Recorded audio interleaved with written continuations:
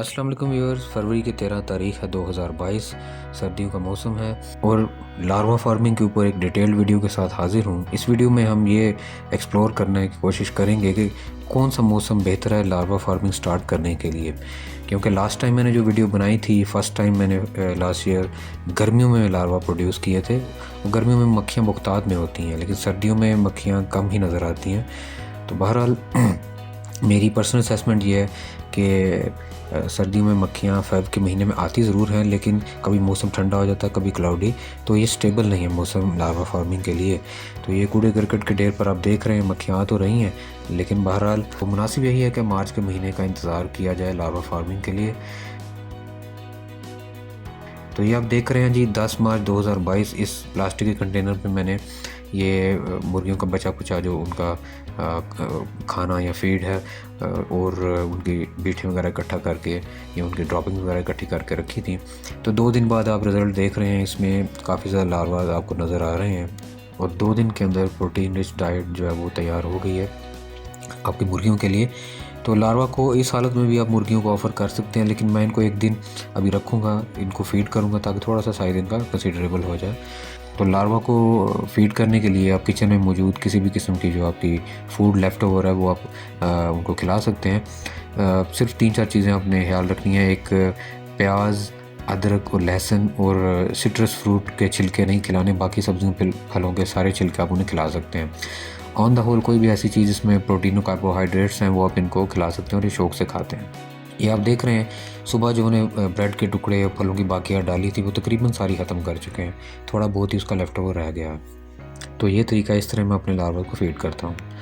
तो ये जो दोनों कंटेनर्स आप देख रहे हैं, इनमें से मैं पिछले 5-6 दिन में कोई 2 दफ़ा लार्वा अपनी मुर्गियों को खिला चुका हूँ और जैसे उनकी तादाद कम होती है मैं इसमें मुर्गियों का फुजला या उनकी मुर्गियों की जो मैन्योर वगैरह है वो मज़ीद डाल देता हूँ और फलों के सब्जियों के बाकियात, और उस पर मक्खियाँ बैठती हैं और अंडे देती हैं, मज़ीद लार्वा पैदा होते हैं। तो ये आप लार्वा की एक्टिविटी देख रहे हैं। इसमें इस कचरे के ढेर के नीचे काफ़ी ज़्यादा तादाद में लार्वा मौजूद है। ये आपको मैं दिखाता हूँ। असल में दिन के वक्त लार्वा सरफेस पे आते नहीं हैं। तो बहरहाल ये कुछ शहतूत के पत्ते थे मेरे पास, तो मैं अपने लार्वा को ऑफ़र करके देख रहा हूँ कि आया वो शहतूत के पत्ते खाते हैं, क्योंकि मेरी मुर्गियाँ तो बड़े शौक से खाती हैं। तो मैं देखना चाहता था क्या लार्वा भी इसमें इंटरेस्ट लेते हैं या नहीं। साथ मैंने कुछ रोटियों के टुकड़े भी डाले हैं, तो ये कुछ देर बाद चेक करेंगे कि इसका क्या आउटपुट मिलता है। तो ये 2-3 घंटे बाद मैं ये वीडियो बना रहा हूँ। आप देख रहे हैं कि लार्वा बड़ी तेज़ी के साथ रोटी के टुकड़ों को खा रहे हैं, जबकि उनको शहतूत के पत्तों को हाथ भी नहीं लगाया। तो बस एक छोटा सा एक्सपेरिमेंट था देखने के लिए कि लार्वा इस चीज़ में इंटरेस्ट लेते हैं या नहीं। तो अब बारी है जी लार्वा फ़ीड करने की अपनी मुर्गियों को।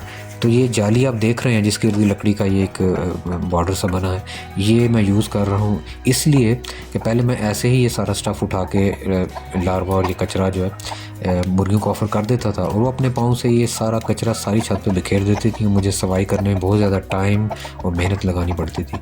तो अब यह है कि इस जाली की वजह से मुर्गियां इस लार्वे को, जाली के जो सरफेस पर जो लार्वा वगैरह होंगे उनको खा जाएंगी।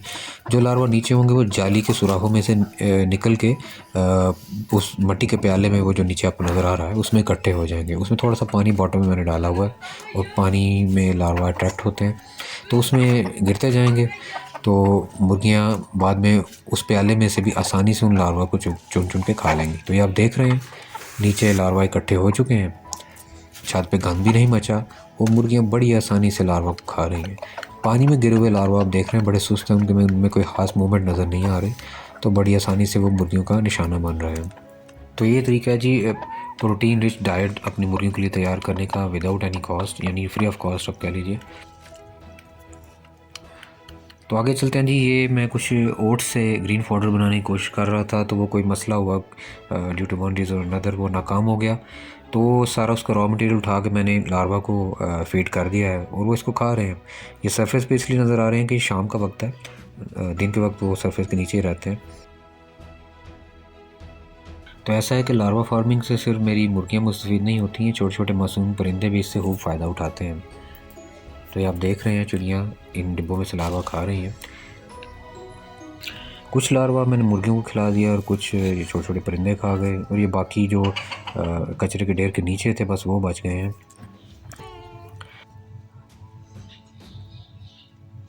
तो देखिए इन डिब्बों में लार्वा बहुत कम रह गए थे और वो जो स्टफ़ था सारा जिसमें ये कचरे में पलते हैं उसमें मैंने मज़ीद खरबूजे वगैरह या फलों के छिलके डाल दिए हैं और उस पर ढेरों ढेर मक्खियाँ बैठना शुरू हो गई हैं। ये मक्खियाँ फिर अंडे देंगी, फिर लार्वा बनेंगे, मैं फिर खिला दूंगा उन्हें, फिर इसी तरह मैं ये साइकिल ये पूरा जो है इसको रिपीट करूँगा।